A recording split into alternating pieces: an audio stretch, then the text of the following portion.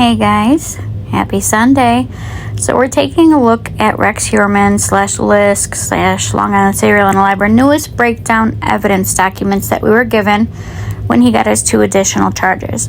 So we'll start off with the digital trail, the digital tracks that were left by Heuermann that he didn't even know he left. So let's get into it so you guys can see what it was, the ties that bind him to these murders. Now, the charges we're looking at that we have filed, what we're looking at right now is the charges for Jessica Taylor and Sandra Castilla. The 2 newest charges, bringing the total murder charges to 6 for Rex Heuermann. First, we have Jessica Taylor, who disappeared on July 21st, 2003. And this is a second-degree felony murder charge.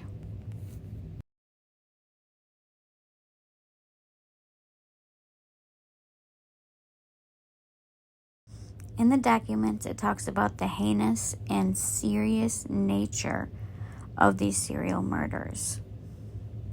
The planning, the forethought that has gone into each and every one of these, which is the new developments and why the charges have been filed. New evidence that shows dismemberment, decapitation, mutilation, shown to have been committed with the new evidence of DNA and the digital track that Rex Heuermann has left behind.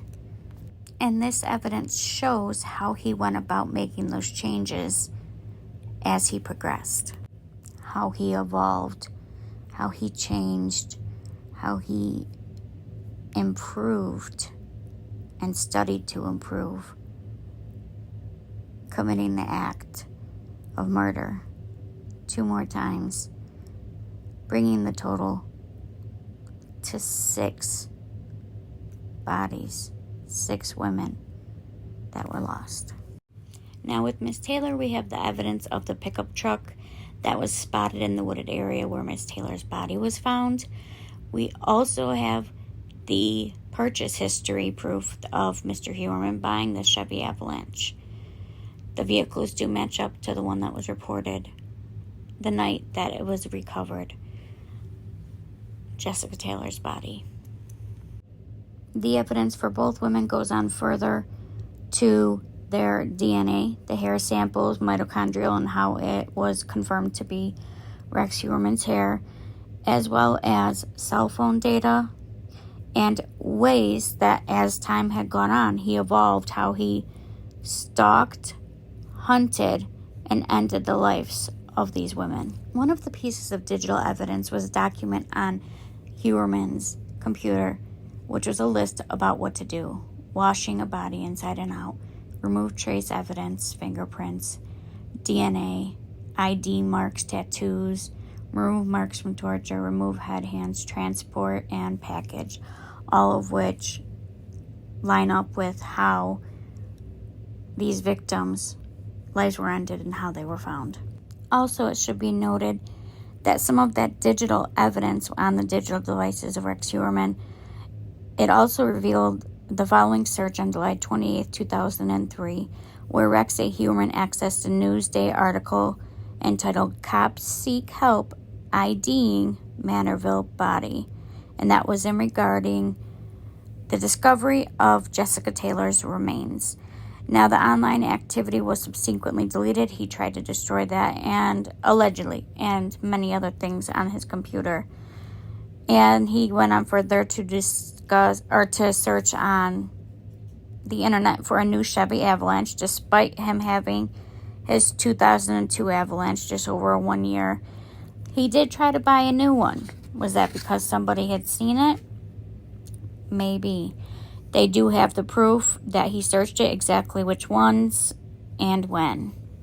Now, I know when we talk about the hair that was found, it gets a little bit tricky because they're talking about mitochondrial and nuclear. Long story short, the hairs that were recovered on Jessica Taylor's body match the profile put together of Rex Heuermann.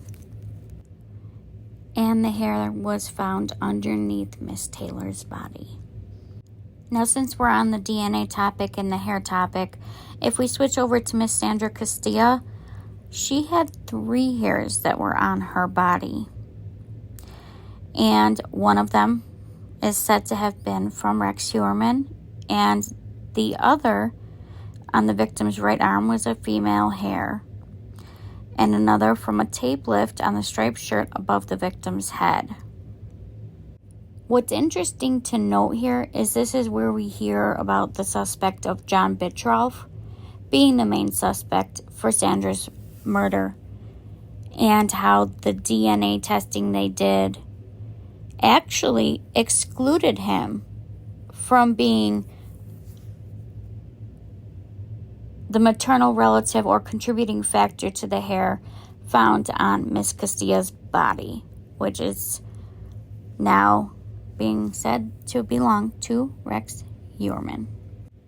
Another thing that's really interesting here with Miss Castilla is it appears that one of those female hairs happened to be from someone that lived with Mr. Heuermann, and this would be before 93. So I did a little digging, and that made me wonder if that was his first wife, Elizabeth Ryan, who did move in there with Rex Heuermann, though they did get divorced shortly thereafter. And the witness for the hair sample that they confirmed with had actually moved out sometime prior to the unaliving of Sandra Castilla. And I know we've had yet to go over Miss Castilla, but we will in a moment.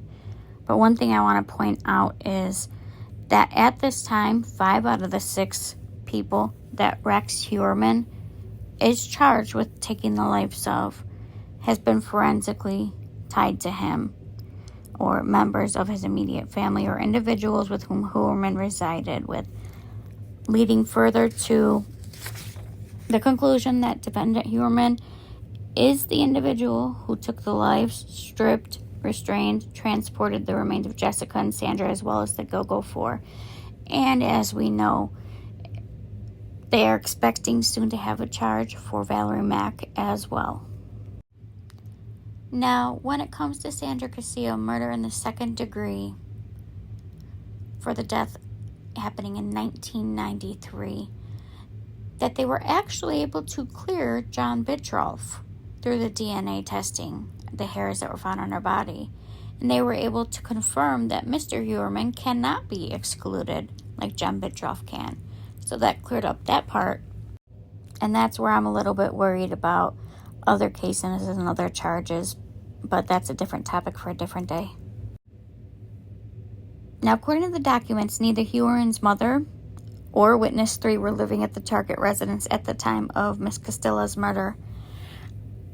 Now, again, 93, he would have already been divorced if it was his first wife. That was the target number 3. Or I'm sorry, witness number 3. Now, aside from DNA, like I was saying before, there's a lot of digital evidence. And there were over 350 electronic devices taken from the Heuermann home, and the various other places that they had to accumulate it. The documents go on to describe that Heuermann had a significant collection of violent bondage and torture porn dating back to 94.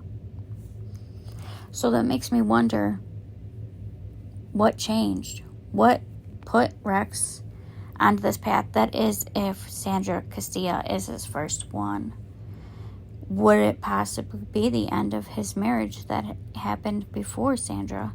Again, if Sandra was his first victim, which we don't know that yet. Now, as far as tying this to both women, Heuermann has an exponential amount of internet searches and diagrams and porn downloaded on various different violent, horrible, tragic ways that they could hurt a woman physically, mentally, emotionally.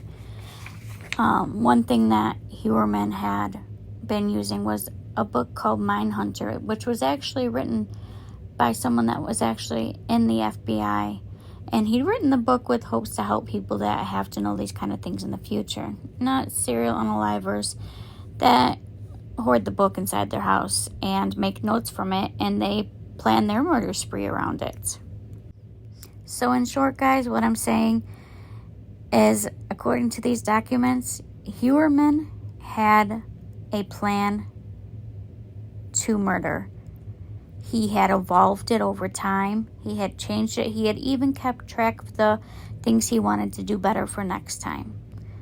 So we have the DNA and we have the digital of all 6 of the victims' lives that he is charged with taking.